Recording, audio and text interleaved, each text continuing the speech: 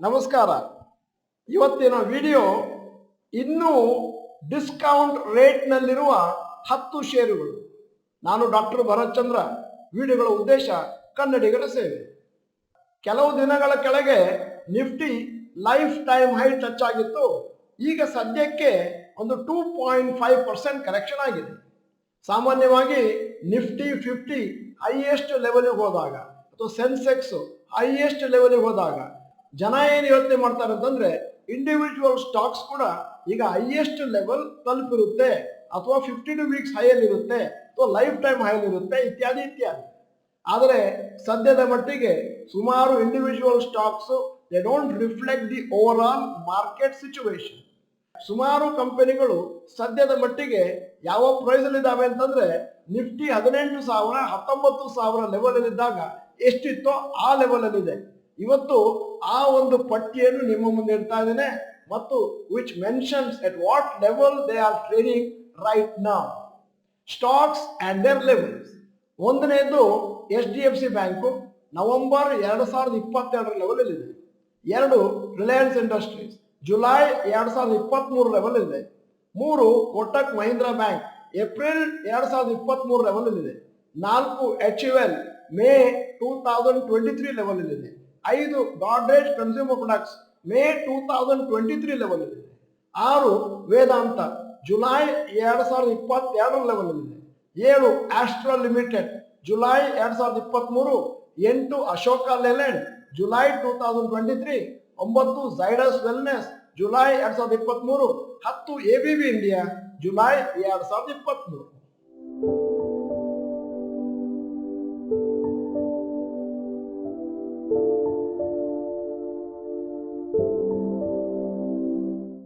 End of July 2023 Nifty almost 20,000 touch ಆಗಿತ್ತು. ಸುಮಾರು ಷೇರುಗಳು ನಾವು ಮೆನ್ಷನ್ ಮಾಡ್ತಾ ಇರುವ ಲಿಸ್ಟ್ ನಲ್ಲಿ have gone back to the level as in July 2023. In fact, other stocks are currently at or very near their lifetime high due to a good rally recently in September. ಸುಮಾರಾಗಿ ಈ ಪಟ್ಟಿಯಲ್ಲಿರುವಂತಹ ಷೇರುಗಳನ್ನು ಬಿಟ್ಟರೆ ಸುಮಾರು ಇತರ ಷೇರುಗಳು ತಮ್ಮ highest level ಅಥವಾ 52 weeks high level ಅಲ್ಲಿ ಇದಾವೆ. ಯಾಕಂದ್ರೆ ನಿಫ್ಟಿ ಒಂದು ತರ ಹೈಯೆಸ್ಟ್ ಲೆವೆಲ್ ಅಲ್ಲಿ ಸದ್ಯದ ಮಟ್ಟಿಗಿದೆ. ಆದ್ದರಿಂದ ಮಾರುಕಟ್ಟೆಯನ್ನು ನೀವು ಸೂಕ್ಷ್ಮವಾಗಿ ಗಮನಿಸಿದ್ರೆ ಸುಮಾರು ಷೇರುಗಳು they are doing very well. Many other shares are struggling in spite of the momentum in the market. ಈಗ ನಿಮ್ಮ ಮುಂದೆ ಇನ್ನೊಂದು ಪಟ್ಟಿ ಇರ್ತಾ ಇದ್ದೇನೆ, stocks near 52 weeks high. TCS 52 weeks high 3634, current price 3604. Tech Mahindra 52 ವಾರದ ಹೈಯೆಸ್ಟ್ 1,320, ಇವತ್ತಿನ ರೇಟು 1,305. 3 ಕೆನರಾ ಬ್ಯಾಂಕ್ 52 ವಾರದ ಹೈಯೆಸ್ಟ್ 386 ಮತ್ತು ಇವತ್ತಿನ ರೇಟು 383. 4 ಬರ್ಜರ್ ಪೇಂಟ್ಸ್ 52 ವಾರದ ಹೈಯೆಸ್ಟ್ 680, ಇವತ್ತಿನ ರೇಟು 669. 5ನೇದು ಯೂನಿಯನ್ ಬ್ಯಾಂಕ್ ಆಫ್ ಇಂಡಿಯಾ 52 ವಾರದ ಹೈಯೆಸ್ಟ್ 103, ಇವತ್ತಿನ ರೇಟು 102. ಅಂದಾಜು ಡಿಸೆಂಬರ್ 2023ಕ್ಕೆ ನಮ್ಮ ದೇಶದ 5 ರಾಜ್ಯಗಳಲ್ಲಿ ಎಲೆಕ್ಷನ್ ಬರ್ತಾ ಇದೆ ಮತ್ತು ಜನರಲ್ ಎಲೆಕ್ಷನ್ ಕೂಡ ಬರ್ತಾ ಇದೆ ಏಪ್ರಿಲ್ ಮೇ 2024 ಅಲ್ಲಿ. ಆದ್ದರಿಂದ ಷೇರು ಮಾರುಕಟ್ಟೆ ಇವತ್ತಿನಿಂದ ಬಹುಶಃ ತುಂಬಾ ವೊಲಟೈಲ್ ಆಗಿರ್ಬೋದು ಮತ್ತೆ this the chance of consolidation for some more time.